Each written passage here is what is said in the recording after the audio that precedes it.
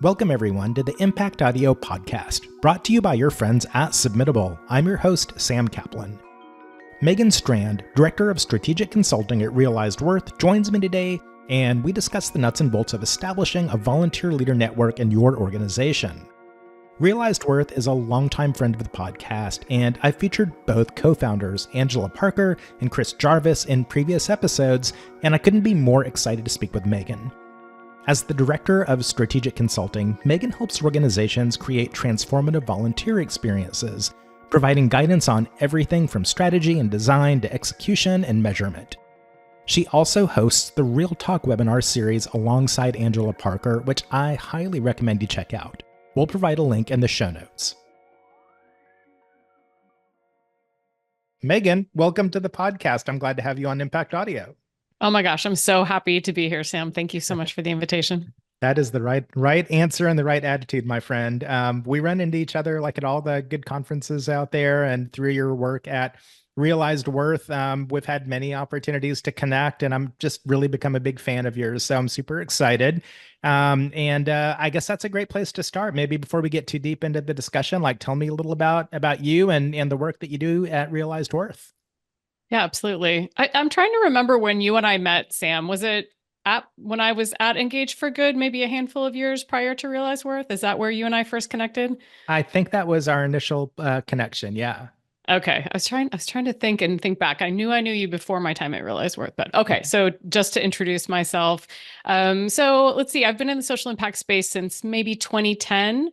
And for many, many years, I ran a conference that's now called Engage for Good, which again is where you and I first met, where I had sort of the great opportunity and privilege to talk to folks who are in the corporate social impact space, as well as people who are in the nonprofit corporate development space and how they were partnering together in ways that were meaningful for their community and their employees and their consumers. So I did that for about 10 years. I was communications director there as well. And then almost 3 years ago, exactly, I joined Realized Worth. So at Realized Worth, I'm now exclusively on the corporate side, where I have the honor of working with some of the most iconic brands in the world, really, on their employee volunteer programs and helping them make those programs scalable, measurable, meaningful, all the things that companies care about, and rightly so. So yeah, that's a little bit about what I do. And yeah. Yeah, tell me just a little bit more about Realized Worth. Like it's such a great organization, and I've been really big fans of Chris and Angela, who are the co-founders there. And I know you guys are doing tons of great work. So like if I were a corporation, like what would be my reason for reaching out to Realized Worth? Yeah, so like I just said, I think our biggest focus with corporate employee engagement programs, as companies are looking to engage employees around community impact, has to do with making those programs scalable, measurable, and meaningful. So companies are constantly trying to engage employees in new and different ways. They know that folks that are in the workplace today are really focused on purpose, and making sure that their own personal purpose connects to that corporate purpose. So one way to do that is through things like corporate social impact programs and employee engagement programs, employee volunteerism, which tends to be sort of our sweet spot. So to tip our hand just a little bit, we really believe that the why behind what we do at Realize Worth is really about breaking down barriers between people. And we think that the corporate volunteering space in particular is a really great sandbox to do that. So there's lots of interesting ways we're going to get into today about the what and the how, but that's really our why. And I think you know that, but just so your listeners are clear about our perspective and where we're coming from. That's awesome. Thank you. All right. So let's jump right into kind of the how and the why here. So I know that you have been a really big advocate for something called volunteer leader networks. And I would love to hear a little bit about like, what is a volunteer leader network? And, like, why would I be interested in having one of these if I were a corporation with a volunteerism program? Yeah, it's a great question. And thank you for the opportunity to talk a little bit more about it, because I think it's one of these behind the scene things that happens that's really, really important. And from our perspective, from what we've seen, but it's not talked about quite as publicly in the corporate social impact space. So I appreciate the opportunity. I think when you're thinking about corporate volunteering programs, and again, engaging employees in community activities, pro-social behaviors.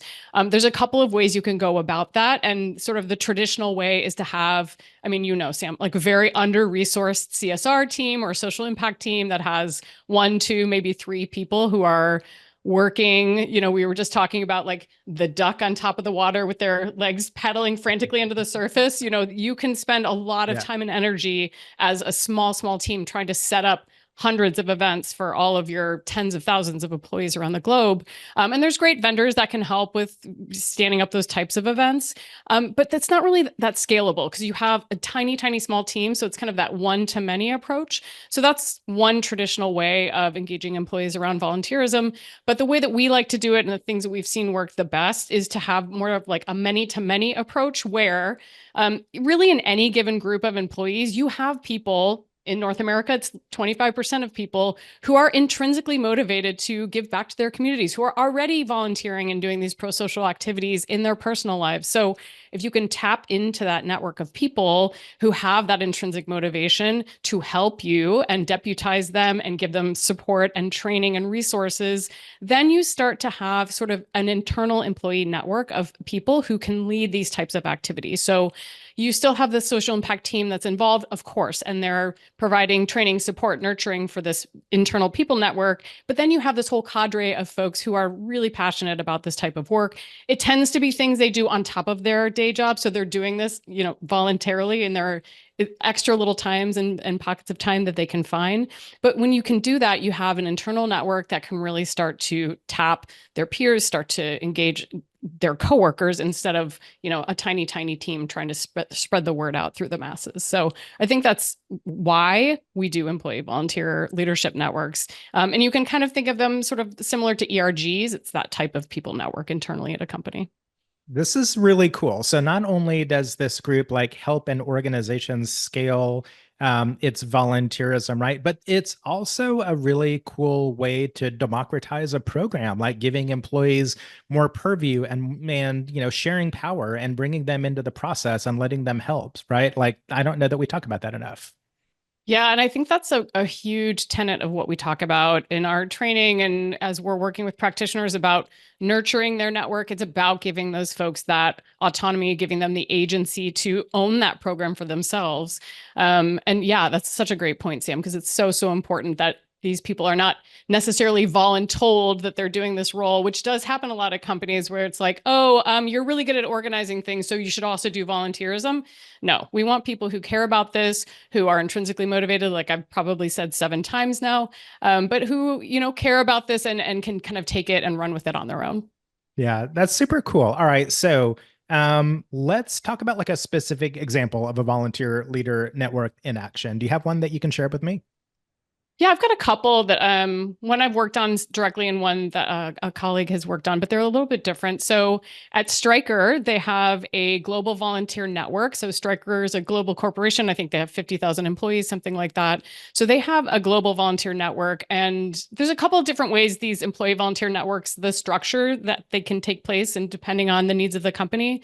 So at Stryker, they have sort of a global volunteer council of people from around the globe who act as advisors to the social impact team. They set the strategy for the entire network. They set goals for the entire network. But they're really kind of at that higher level advisory level. And then they have sort of a regional layer of people who are geographically dispersed who, again, are setting strategy for the region and can speak to those regional nuances.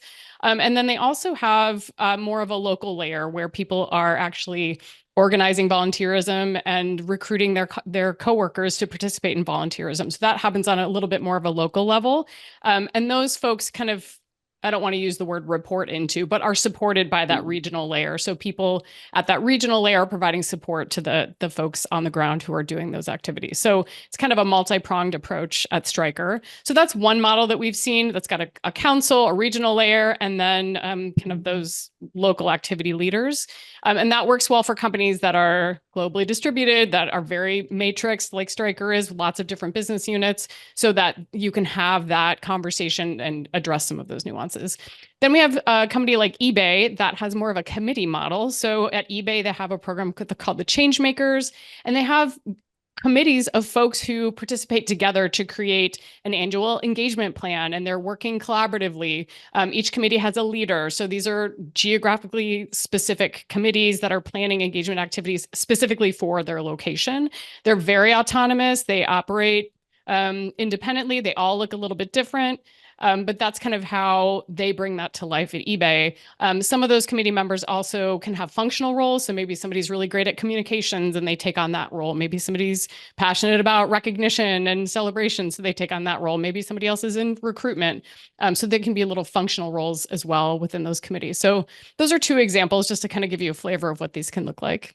Yeah, it sounds really cool. And as I hear you talk about this, Megan, like I'm getting a sense that like this is a pretty structured approach, right? So you're not just, you know, sending out a survey and identifying like who are your most popular or, who the employees are who enjoy volunteering the most, and then saying like, go create a volunteer event for me, right? Like there's a structure and a process behind this.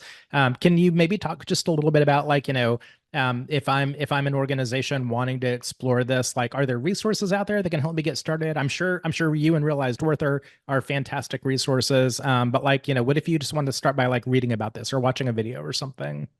Yeah, that's a great question. And I think there are plenty of employee volunteer networks that start exactly as you've described. People send out a survey, they have kind of a volunteer or group of people who've raised their hand and said, yes, I care about this.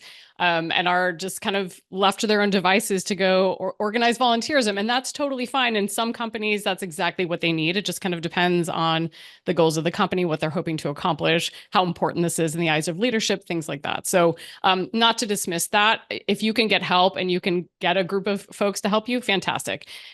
At Realize Worth, this is sort of our focus area. So we're going to put a lot more structure and rigor to it because, again, we're dealing with these huge global corporations typically.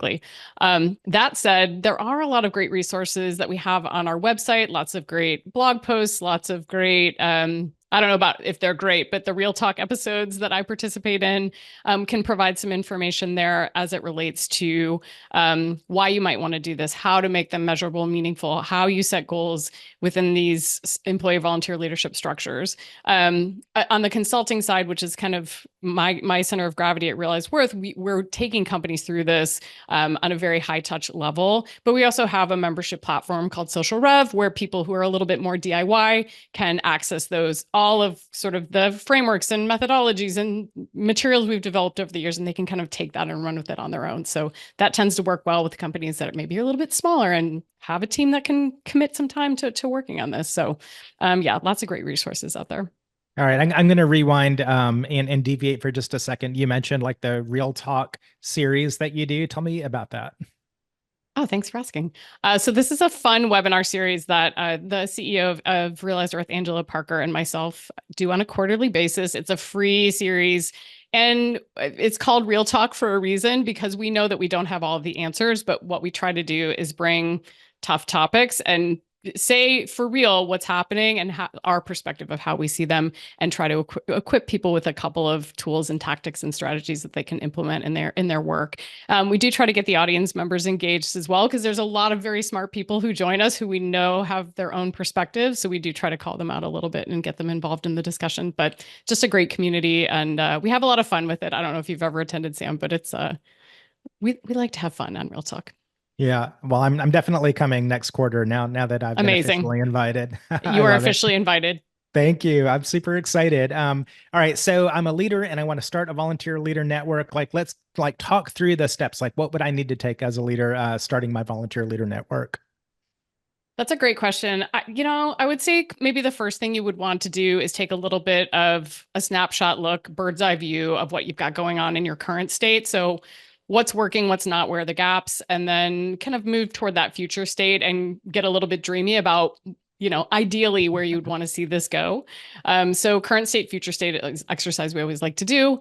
One of the most important steps, I think, is stakeholdering. And this is very, very often skipped, missed, not given the attention it deserves and needs. But change management can be a huge, big deal when you're standing up a new internal people network, making sure that the right people are on board, making sure you have leadership support. So making sure you identify who those stakeholders are and then really starting to engage them in the process. And And then from there, just kind of designing, you've got your future state, your vision of where you want to go. So how are you going to get there just from a design perspective? What type of structure is going to make the most sense for your organization?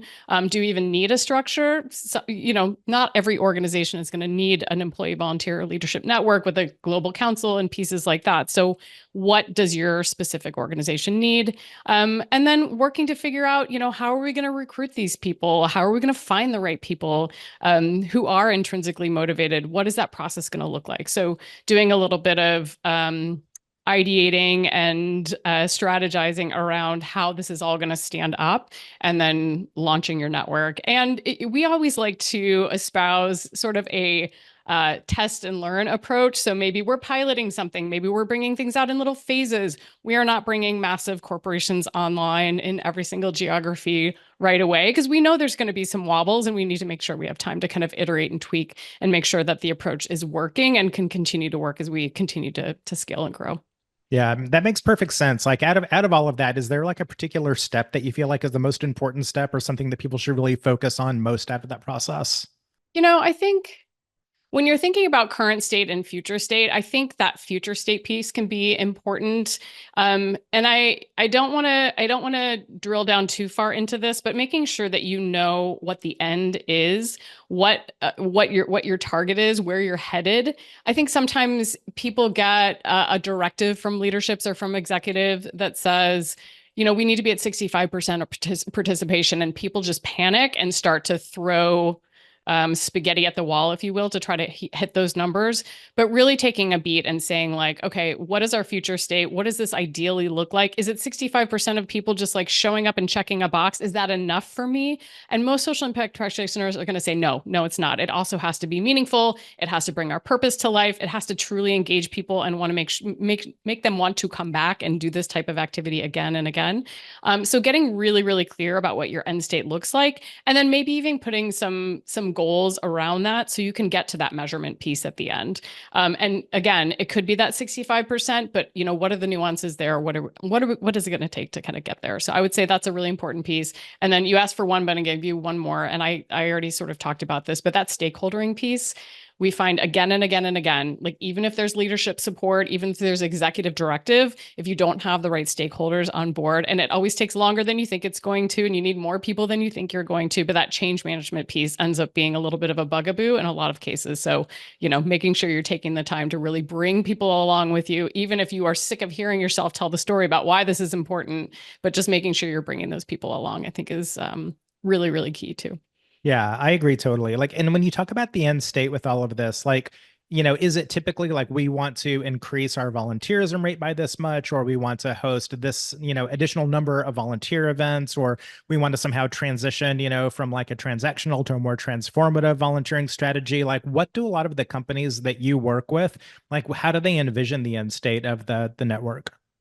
Well, it depends who you ask, Sam. So if you're asking leaders, they're like, we want, what's the top quartile? We want to be in that range. This report came out and said it's 22%. We need to be at 55%. Whatever it is, those metrics piece, that ends up being really important for leaders, and that ends up being the directive. So, again, from our perspective, is it better to have more people who are just showing up to check a box? No. And I think if you ask most social impact practitioners, they really do want to make sure that they're centering the needs of their community, engaging employees in a meaningful way, helping them build a sense of belonging and build the culture of volunteerism or giving back, whatever that is at that particular company, and just really starting to bring those values to life. I think that's what the practitioners would say is most important. So from our perspective, you can do all of those things, right? You can be scalable, measurable, and meaningful. You can have the metrics, you can have the meaning piece, but you have to be able to create that space where transformation can occur. Some of that occurs through training, some of it occurs through, how you're working to stand up this network, who you're finding, making sure you have those right people who do resonate, and who do care about that meaning piece. So there's a lot of little layers to all of this, and then we do think you can have it all. You can have it all, Sam, but you have to be intentional and careful with how you do it. It's so interesting listening to you describe sort of some of the differences between like if you're a leader and your goals and objectives versus if you're a practitioner and like what your goals and objectives and aspirations are. Like, and I saw this exact same thing like when I was working in practice and as I talked to a lot of corporations day in and day out about their social impact programs. Like, why do you think that is, Megan? Like, why is it that like leaders tend to have a much more traditional business oriented view and definition of success when it comes to like participation and engagement, and like practitioners who began their careers like serving as like a volunteer coordinator and sort of like working their way up into the CSR program and team and organization, their perspective tends to be a little bit different. Like, is that interesting to you, or am I the only one here? No, I think that's fascinating. I'm going to ask you the same question. I'm going to answer that question, but I want you to answer that question too. I'm going to flip it back on you for a minute. But Yeah. I don't know. I think from our perspective, so at Realize Worth, one of the things we do are Realize Worth experiences. So we don't do massive, large scale volunteer events, but we will take a group of, a board. We'll take 30 people in a board, or we'll take a group of volunteer leaders, again, 20, 30, 40 people, and we will show them what a transformative volunteer experience is really like. And what we say internally is you have to see it to believe it. So I think that's part of the dynamic, right? People who are in corporate social impact, maybe they came from the nonprofit space. Maybe, like you said, they started as a volunteer coordinator and they started to engage with their community partners. And they were like, oh, this stuff really matters. And I care about this. And I want to make this my career. So people who have experienced that space where transformation can occur, where you can start to kind of see how those barriers can break down between people, where you can start to see how we relate with one another, human to human, like that becomes really compelling. So I think I would say from that perspective, from the CSR practitioner's perspective, that's why they're in it. That's why they're doing it. And like, yes, scale and measurement is important because they want to bring that to more people, and they will work tirelessly to make sure that those conditions are created, or they'll do their best to make sure those conditions are created so that more of their colleagues can experience this type of thing. But I think from the leadership perspective, I mean, let's be fair, right? They are looking at all sorts of numbers and metrics. Like that is what they're judged on often, is hitting those Yes. metrics, hitting those numbers. It's the bottom line. That's what they care about. They need to be able to draw a straight line between employee engagement and retention or recruitment. And they want to know that these programs are going to help them reduce turnover and get new great workforce talent. That's kind of what they care about, which makes sense, right? They have lots of things on their plate. They can only focus on one thing at a time. And if we can start to invite these executives into some of these experiences that are transformational, really incredible things can happen. So that's my answer, but I want to hear your answer. Yeah, no, you said it so beautifully. Like, I don't know that I can add much to it.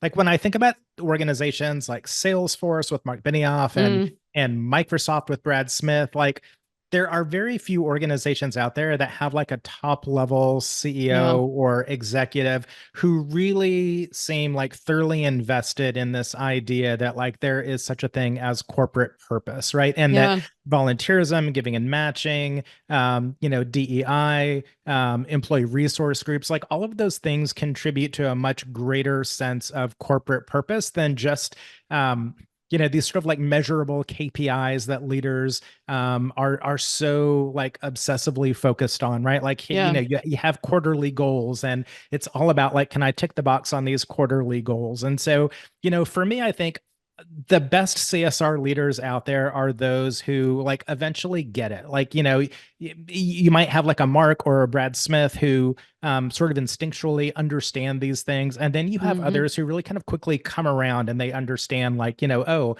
if we do these things and employees are really like genuinely, authentically more engaged, in the company and in the work, and there's this sort of connection between their values and our corporate values, and it leads to much deeper engagement and eventually better performance, and people stick around longer. Like that, it makes sense for everyone.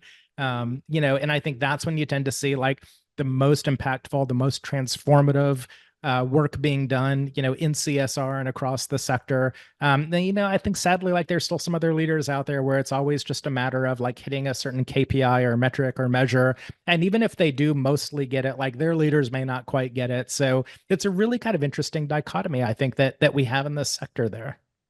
No, I think it is too. But I will say, and this has been a soapbox of mine for years and years and years, I do think the best CSR practitioners, social impact practitioners, are the ones who also understand that business piece and that it has to be tied to business objectives. Like if you're not moving the needle on a business objective, you're going to be the first thing cut out of that budget. So, I do think that it's a critical point to make sure that we're tying those whatever it is we're doing with employee volunteer networks or employee engagement or whatever it is we're doing in the social impact space. Like, what are those straight lines we can start to draw?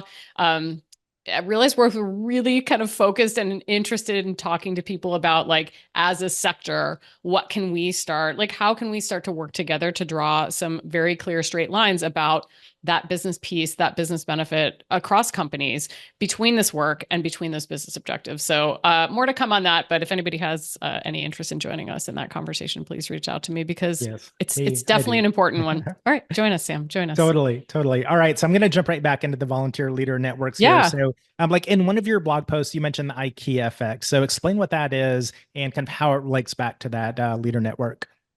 Yeah, so the IKEA effect is essentially a cognitive bias that we have as human beings, where if we are part of creating or building or assembling, as in IKEA furniture, something, then we're more apt to view that thing favorably. So we're more likely to have strong affinity toward it.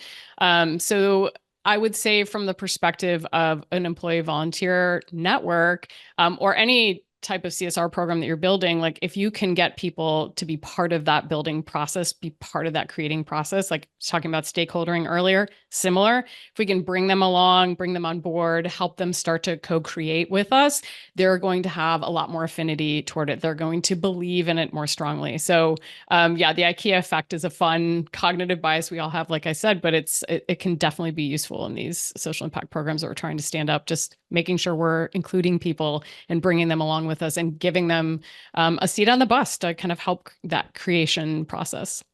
Yeah.